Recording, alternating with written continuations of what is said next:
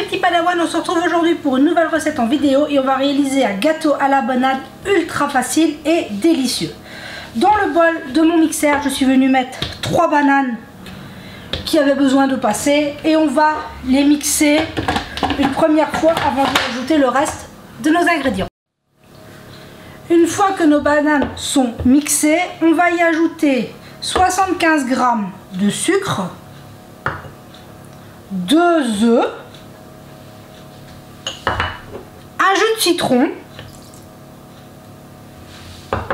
et 100 ml d'huile neutre. Ici, c'est du pépin de raisin. Et hop, on va tout remixer pour faire un joli mélange. Une fois que notre mélange est fait, on va venir le mettre dans un saladier, ce sera plus facile. Une fois que nos bananes sont mixées avec tout ce qui est liquide, il ne nous reste plus qu'à venir ajouter un sachet de levure chimique et ajouter 250 g de farine.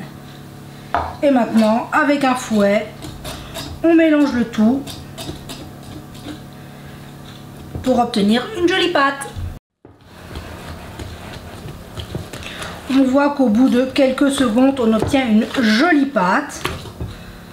Maintenant, moi ici, je vais le laisser nature, mais on pourrait bien évidemment y ajouter des pépites de chocolat. Chocolat banane, ça va toujours très très bien.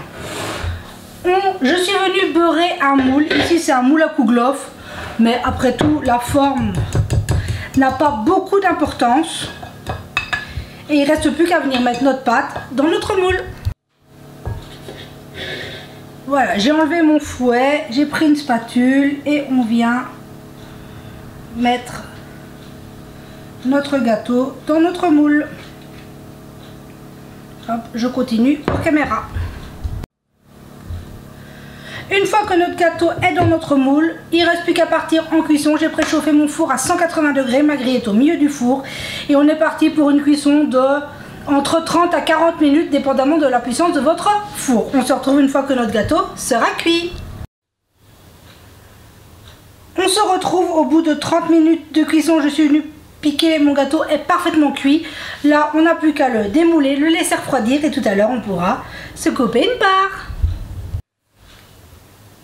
Et voilà, j'ai laissé refroidir mon gâteau et regardez-moi ça, ce résultat ultra moelleux.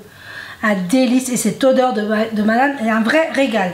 Donc j'espère que cette recette vous aura plu. C'est vraiment une recette pas chère et ça plaît aux enfants. Sur ce, j'espère que cette recette vous aura plu. Prenez soin de vous et de ceux que vous aimez et on se dit à très vite pour la prochaine vidéo.